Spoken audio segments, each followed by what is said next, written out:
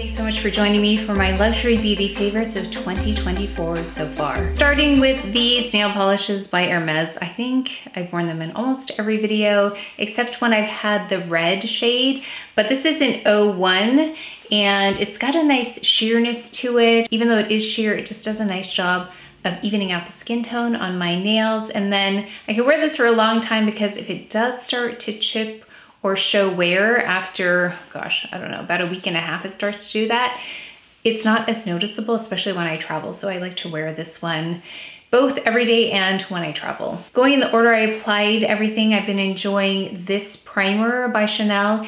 It's their mattifying base. So if you are looking for something without any glow, because I was using the La Base Illuminatrice, which has some glow to it, this is a really nice mattifying primer that doesn't have a glow to it.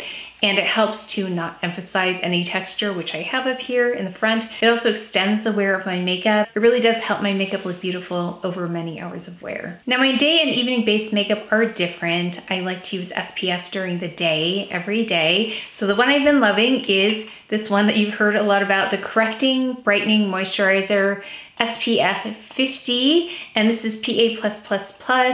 This is indicated on the one that I purchased from Space NK, which is in the UK. I actually have that on half of my face. So I've got that on this half of my face, and then on this side of my face, I wanted to show you what I do for the evening because I like a more sheer coverage. It's not even coverage, it's like a sheer filter almost on the face. And I love these two products. This is by Chanel. It's the #1 to Chanel. I've got soft pink, which I used in the center. And then I also have medium coral, which I used on the exterior. So you'll see what that looks like if you just want something really minimal, which I love. If I didn't wear SPF every day, I would probably go for something like this on the daily as well. I do like the skin to show through and look as if I'm not wearing makeup, and that's one of those products. But I went in after that with a foundation because I wanted to show you a foundation that I'm impressed with. Now I still love my Chanel and my Chantecaille favorites, but this has been quite impressive, and I have it on top of the SPF here and I have it on top of the #1 to Chanel over here. This is for when I want something more perfected, something that's going to last a long time. When I do wear foundation, I'm looking for it to be perfected. I want it to be long wear, and I want it to look beautiful in person as well. So that's kind of a tricky balance to find. So if I do want more substantial coverage, sometimes it can look like I'm wearing makeup depending on the product. And this one doesn't look like that.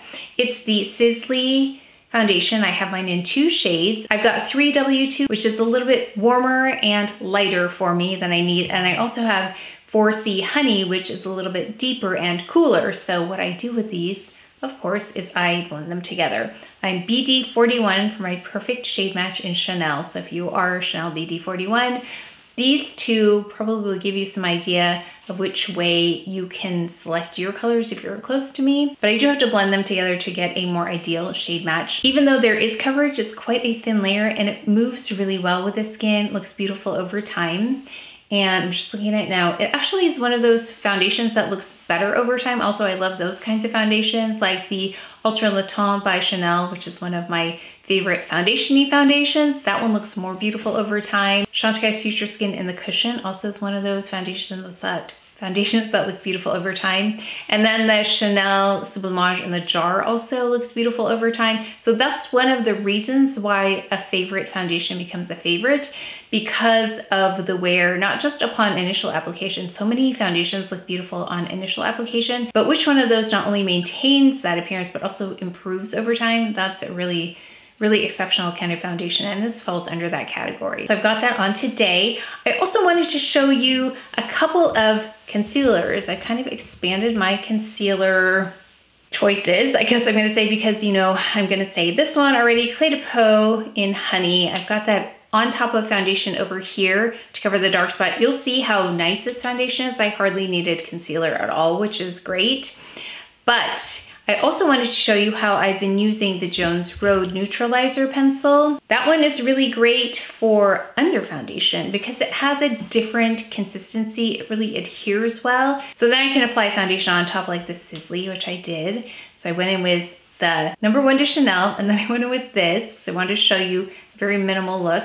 And then I went in with a foundation, and after I went in with a foundation, I did not need to conceal on top of that. So this is actually a different order of application than this one. So make sure to tune into the Get Ready With Me. I did want to show you some options because I know I show the same thing over and over again, pretty much the same way. So I'm trying some other techniques based on the composition of the products I'm looking at.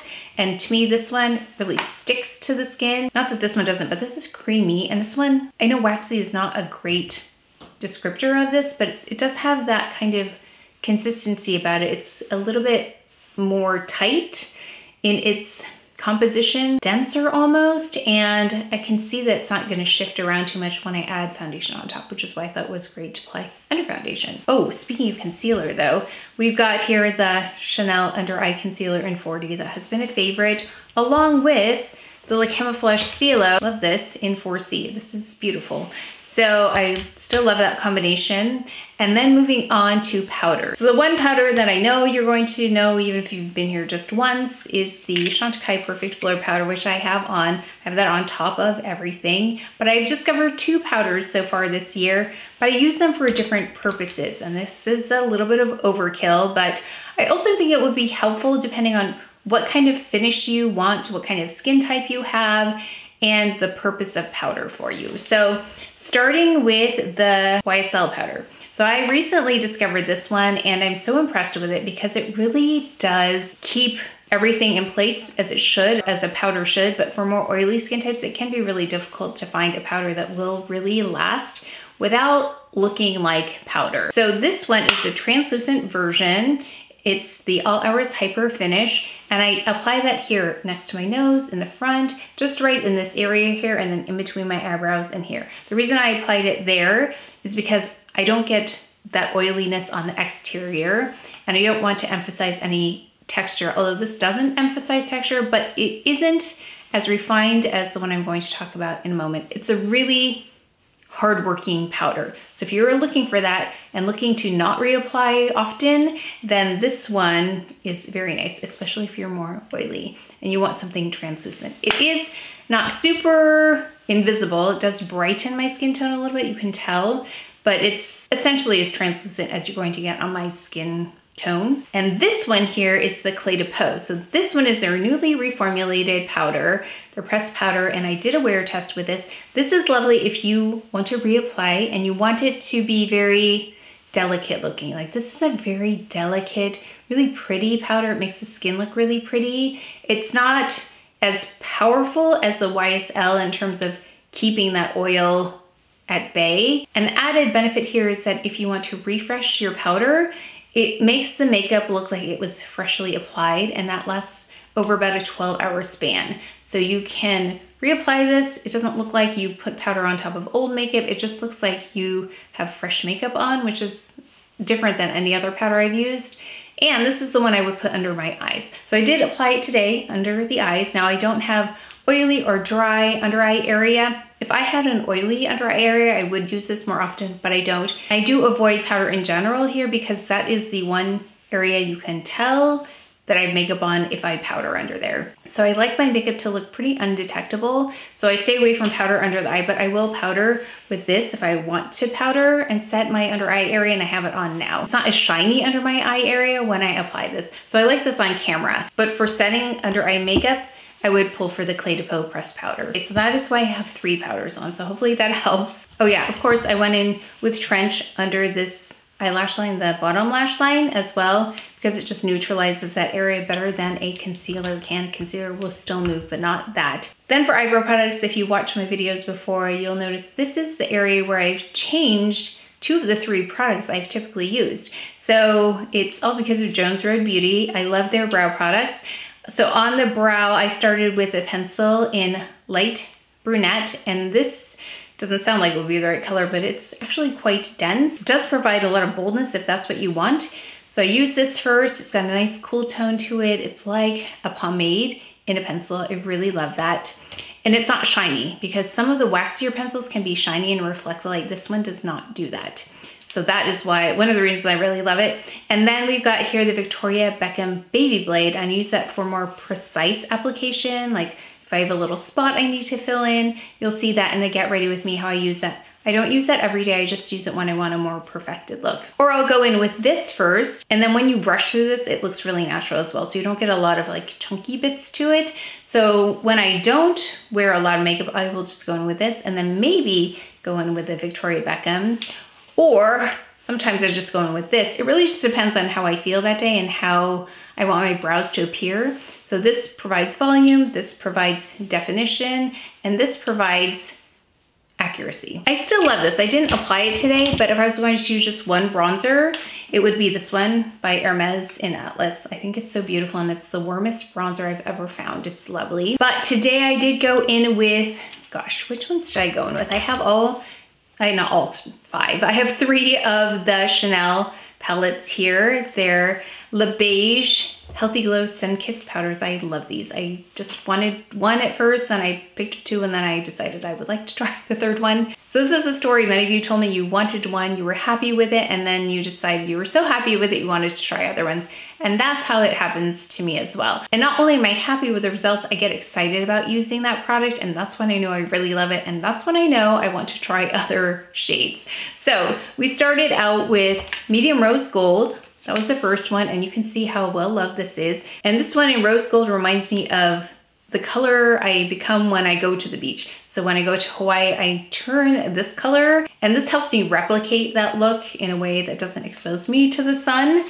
So I really love that. It has a pinkier tone to it and nice golden tones in the bronzer, and also that more glowy powder, which again, I don't call a highlighter, but it's like a glowy powder or golden tone. And there's a golden tone in the blush as well. Then I went and I picked up Medium Coral, and I tried this separately. And it does have a coral tone, but it's very vibrant in a good way, but the bronzer has a redness to it. So this one actually looks quite lovely all swirled together, and that's how I'll use it as a bronzer. So I love that with more green toned eyeshadows, like the Quartz Fumé looks really beautiful with that one. But the one that I'm using more daily, and it's newer to me, is the one in Light Coral. So it doesn't look like it, but this is more golden, the bronzer is more golden. The coral's more like a peachy tone. It has like a golden glow about it. And this is like a champagne highlighter. So this is the one I used the most today, but I also did go in with 2 of the shades in the Medium Rose Gold.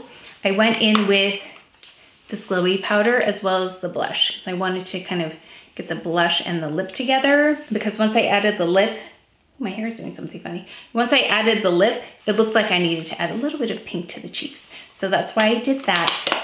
These are so fun and easy to use and really transform a look and bring a healthy glow to my skin that I really love. I'm gonna say this is the most fun product also that I've purchased this year and love using every day. Of course, we've got the Valentino 09. We can't forget that. That is part of like my base makeup at this point. So I did start out with that. You'll see it'll make sense with the Get Ready For Me. Get ready for me, get ready with me, get ready with me, where I apply it just really lightly here to make that more cohesive first. And then I don't have to worry about the blushes in the Chanel, because their glow is a little bit more evident and has the potential to bring about texture, but the Valentino doesn't. So that's why I go in Valentino first, really softly apply a little bit of blush, and then go in with a pop of color. And then I can go in lightly with the Chanel blushes and then not have as much of a potential to show any texture. I went in with my Swede Penelope Rose. This lip color is one of my favorite lip shades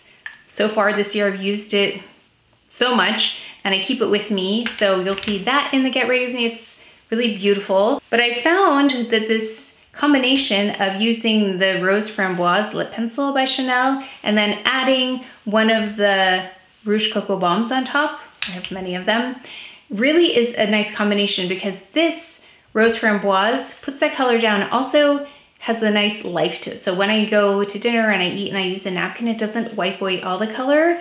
It leaves a little bit of color behind, but then I can just go in and refresh with this, the Rouge Rouge Cocoa Balm and add some moisture back at the same time. So that's how I like to use this, especially for events where I do need my makeup to look intact for a long time. This is a combination that I'll use. Oh, before I talk about my eye makeup, I use the, not the Rouge, I used the DYSON Airwrap today because my hair was a little bit more dry when actually it was quite dry when I went in to style it. So I used the Airwrap today because with the Airstrait, my hair needs to be more on the damp side in order to get that really lovely, flawless, straight hair. Actually, let me insert a picture here of when I brought the Airstrait to my stylist so he could use it and see what it was all about. And he did such a great job with my hair. It looks like AI hair. It doesn't even look real. That's how straight and flawless you can get hair with Airstrait. But it was not damp enough by the time I got around to my hair today. So I went in with the Airwrap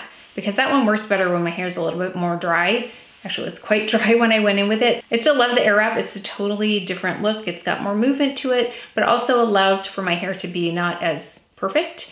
The Airstrait really can perfect it. And if there's anything sticking out, you can see it. And that's what happens when my hair is drier. So that is why I went in with the Airwrap today. I love both the Airwrap and the Airstrait. I have 4 of these Chanel singles, but I pull for this one the most. It's in 236 Brunette, and the reason I pull for this one is because it's cool toned and it's so easy to use. I just use it as a one and done. It adds dimension, a little bit of life to the eye area, and then I go in with mascara. But today I wanted to show you the other favorite palette. So I've been trying out the Hermes palettes. They were so lovely. And this is the one, out of all the ones I've tried so far, I've got one I still need to feature here, but this is the one I've been pulling for the most. And this is 01. And I used this shade today. Surprised that I would pick this, but really I look at it like this. I don't really use that pink, although I could have probably used it as a blush today. Let's just do that really fast. Let's just see, because some of you let me know you use it as a blush. I'm just gonna pop a little bit here. Oh yeah, actually it goes quite well with this lip, doesn't it? Okay, I just wanted to play because you mentioned it before and I thought I haven't tried it yet. That is really pretty. So I went in with this deepest shade here in the outer corner, and then I used this as well as a topper. That's a great, cool, neutral palette in case you're looking for one from Hermes. It's beautiful. And then for mascara, I love the Fossil Longest Lash by Chantecaille, of course. That is such a go-to for me, has been a favorite for so long. But if you were looking for something other than Chantecaille, 2 other mascaras that I really enjoy are Tower 28, and I usually use their black mascara, but they also have brown mascara. And then Hermes mascara is something that I rediscovered. I recently took it out and have been impressed with its performance. So I have that one in black. I also have it in another color, but if you're looking for mascara in lots of different colors, check out Hermes. They have a lovely, lovely selection. But do let me know what you've been loving in 2024 so I can make sure that I can try those out in the second half of the year. Please leave those in the comment section below and make sure to tune into the Get Ready With Me. But that is it for today's video, so please take care of each other, stay well. If you enjoyed this video, if you learned something, please give it a thumbs up, subscribe, and I will see you next time.